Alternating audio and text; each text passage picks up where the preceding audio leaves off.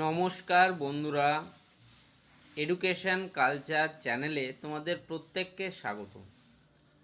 আজকে এমন একটা টপিক নিয়ে আলোচনা করতে চলেছি যেটা শুধুমাত্র যে টেকনিক্যাল স্টুডেন্টদের জন্য এমনটা নয়, টেকনিক্যাল নন টেকনিক্যাল প্রত্যেকটা স্টুডেন্ট কিন্তু ভিডিওটা শেষ পর্যন্ত দেখতে পারো।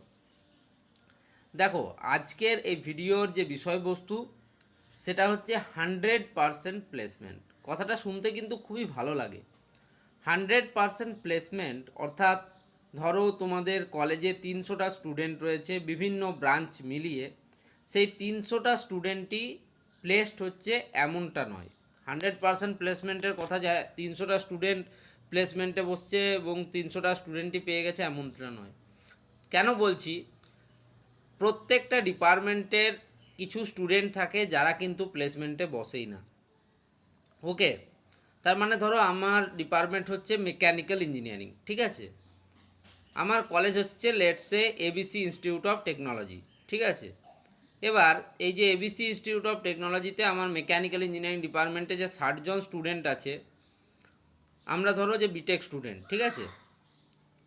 তো সেই 60 জনের মধ্যে 20 জন স্টুডেন্ট রয়েছে যারা এমটেক করার জন্য তারা গেট এক্সাম বা তারা কিন্তু ফার্দার যে হায়ার এডুকেশন সেটা করবে। এটা তোমরা বিএর ক্ষেত্রে নিজেদের মতো ধরে নাও, পলিটেকনিক আইটিআইয়ের ক্ষেত্রে নিজেদের মতো ধরে নাও। তো সেই 20 জন স্টুডেন্ট কিন্তু বেরিয়ে গেল, রইল বাকি 40 জন। এবার এই 40 জনের মধ্যে থেকেও কিছু স্টুডেন্ট ভাবছে অন্য কোনো সেক্টরে তারা যেতে চায়, তাহলে আরও 10 জন স্টুডেন্ট বেরিয়ে গেল। এবার বাঁচলো 30 জন স্টুডেন্ট যারা কিন্তু প্লেসমেন্টে বসবে। এবার 100% প্লেসমেন্ট কথার অর্থ হচ্ছে এই যে 30 জন প্লেসমেন্টে বসলো প্রত্যেকে কিন্তু জব পেল।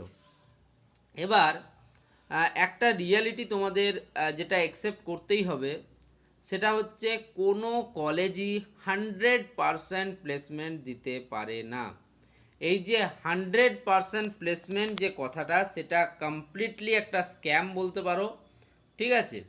দেখো, প্লেসমেন্ট মেনলি দুই প্রকার হয়।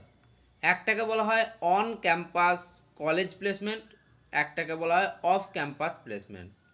অন ক্যাম্পাস প্লেসমেন্টে কি হয়, ধরো কোনো কোম্পানি এলো যার লিমিটেড রিকোয়ারমেন্ট রয়েছে ম্যান পাওয়ারের, ঠিক আছে।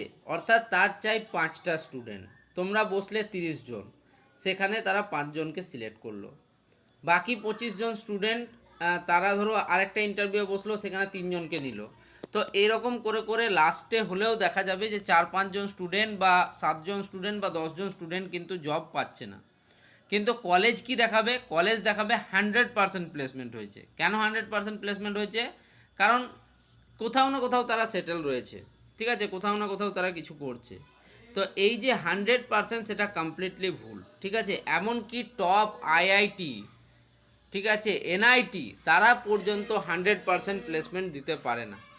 ওকে, তো যেহেতু তোমাদের প্লেসমেন্টটা সামনে আসছে বিভিন্ন কলেজে, তোমরা ধরো লাস্ট সেমে যারা পড়ছো তাদের জন্য প্লেসমেন্টটা খুব ইম্পর্ট্যান্ট, তাই আমি এই কথাটা বললাম।